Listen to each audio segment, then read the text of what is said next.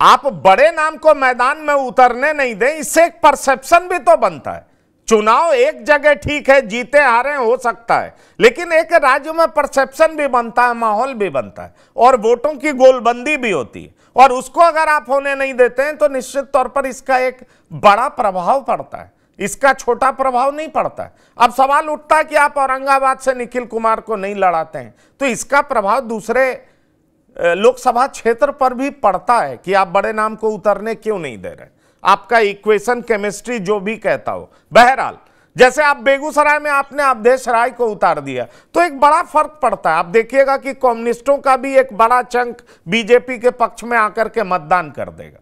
आप देखेंगे यही शत्रुघ्न प्रसाद सिंह होते तो बीजेपी के वोटर्स वोट कर रहे होते, तब स्थानीय बनाम बाहरी की लड़ाई हो गई होती, इस तरह की बात होती। इसलिए मैं आपसे कह रहा हूं कि इसका असर पड़ता है।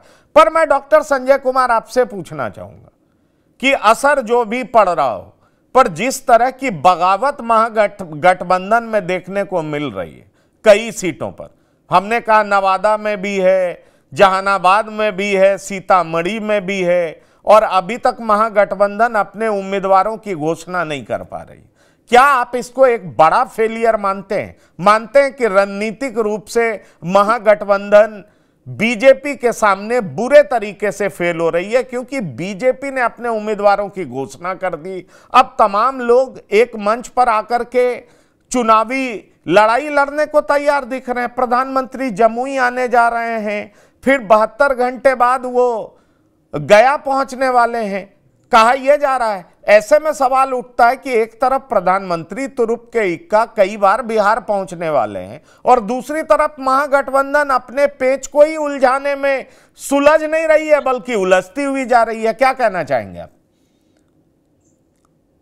अरे देखिए, एक चीज तो मैं कहूंगा कि पेच केवल महागठबंधन में ही नहीं है, एनडीए में ही। आज चिराग पासवान की पार्टी के कई बड़े नेता सामूहिक तौर पर इस्तीफा कर दी और उन्होंने कहा कि करोड़ों में टिकटें बेची गई। वो टिकट चाहे खगड़िया की हो, वो टिकट समस्तीपुर की हो, या वो टिकट वैशाली की। राजेश वर्मा को लेकर के निशिकांत दुबे का ऑडियो का वायरल किया गया कि निशिकांत दुबे जब 2022 में इनकम टैक्स का रेड हुआ था राजेश वर्मा के यहाँ, तो कैसे वो वायरल हो रहा है कि सोने चांदी का जो व्यापार करने वाले लोग वो कैसे इतना जल्दी इतने अमीर बन गए। तो ऐसा नहीं है कि बगावत के स्वर्ग केवल महागठबंधन में। सरोज जी भी कह रहे थे ना, बगावत के स्वर्ग हर जगह है और दाव जो है वो शतरंज के चल रहे। अब देखिए ना, अभी कल तक राजेश कुशवाहा की बात चल रही थी जिसको शालिनी मिश्रा ने हराया था केसरिया से। अभी शालिनी मिश्रा पर दाव लगा रही है ये आरजेडी कि अगर शालिनी मिश्रा वहां उम्मीदवार हो जाती है मोतिहारी में तो वहां का एक अलग समीकरण हो जाएगा और वो लड़ाई फिर दूसरे तरीके का हो जाएगी। तो बीजेपी में भी ऐसा कुछ नहीं है कि बहुत कंफर्टेबल स्थिति है। अगर उधर विनोद यादव है नवादा में, तो इधर गुंजन सिंह भी है, वहां भी स्थानीय बनाम बाहरी बनाए हुए। तो लड़ाई को आप एक नजरिए से नहीं देखिए कि केवल महागठबंधन में चीजें हैं, वो चीजें यहां भी चल रही हैं। अब रेणु कुशवाहा जैसी कद्दावर नेता खगड़िया से रही, कैसर रहे, सबको किनारे किया गया, सारे लोग आज इस्तीफा कर दिए और सामूहिक तौर पर इन पर आरोप लगा रहे हैं कि भाई कैसे टिकटों की खरीद बिक्री हुई। भाई गठबंधन में तो इनके दो ही लोग हैं, जीताराम मांझी हैं और उपेंद्र कुशवाहा, इनको तो अपने ही टिकट मिला, तो बेचने खरीदने की गुंजाइश ही कहां बनती है। 5 टिकट पाने वाले चिराग ने अगर 1 टिकट दिया तो बहनोई को दे दिया। लेकिन वहां की भी लड़ाई बहुत टफ है कि पारिवारिक जो है उससे ये बाहर नहीं निकल पा रहे हैं। तो जमुई में भी चीजें अभी बहुत अनुकूल नहीं जा रही है। तो त्रिकोणीय कई जगह मुकाबले देखने को मिलेंगे आपको।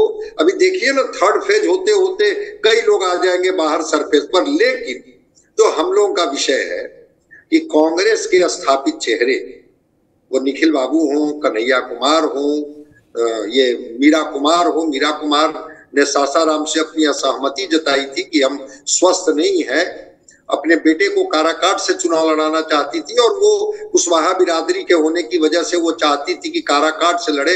शायद उनको पटना साहिब भेज दिया गया, जो कल अखिलेश सिंह भी बोल रहे थे कि पटना साहिब की सीट तो हमारी रही नहीं रही। भागलपुर की बात अभी आप कर रहे थे, भागलपुर के दंगे के बाद ये पहली बार कांग्रेस वहां चुनाव लड़ रही है। भागलपुर के दंगे के बाद कभी भागलपुर में कांग्रेस चुनाव नहीं लड़ी। वो भागवत आजाद कभी जीता करते थे, उसके बाद जो भागलपुर का समीकरण बना उसमें भागलपुर में पहली बार कांग्रेस को कहा गया कि जाइए भागलपुर आप लड़िए। तो ठीक आप कह रहे हैं कि जो स्थापित चेहरे हैं, जिन चेहरों पर कांग्रेस कल बिहार की ब्रांडिंग कर सकती है, उन चेहरों को किनारे किया गया। एक तो कि पहले सीटों को लेकर के किया गया कि भाई सीट हम तय करेंगे, उसके बाद चेहरे के बारे में भी लालू प्रसाद जी कह रहे हैं कि चेहरा भी हम तय करेंगे। और सरोज जी एक चीज ठीक ठाक कह रहे थे कि लालू प्रसाद जी जो जाल बुनते हैं ना, उनकी जाल ऐसी होती है कि वो भेदना बड़ा मुश्किल होता है। वो लगता है कि इधर से निकलेंगे तो इधर फंस जाएंगे, इधर से निकलेंगे तो इधर। अब सोचिए कि पप्पू यादव को जब उन्होंने देखा तो अशफाक करीम को लगा दिया। अब अशफाक करीम तो ऐसे हैं जो पूरा चुनाव वो बिरयानी या वो चिकन खिला सकते हैं लोगों को। हमको तो नहीं लगता है कि तारिक अनवर वो वेजिटेरियन बिरयानी भी खिला सकते हैं लोगों को। अब अगर अशफाक करीम को वहां उतार देंगे तो खेल तो बिगाड़ ही देंगे। अशफाक करीम की जो ताकत है, ऐसे आपको डॉक्टर संजय बता दें, पूर्णिया में जो रैली तेजस्वी यादव कर रहे हैं, उनकी रैली के बीच में लोग पप्पू यादव जिंदाबाद के नारे लगा रहे हैं। हमारे पास सूचना आ रही है। तो स्थिति पूर्णिया की ऐसी बनती हुई दिखाई पड़ रही है। इस बात से कोई इनकार नहीं कर सकता है कि पप्पू यादव के समर्थक तेजस्वी यादव की सभा में पप्पू यादव जिंदाबाद के नारे लगा रहे हैं। ये स्थिति अभी पूर्णिया से हमें सुनने को मिल रही है।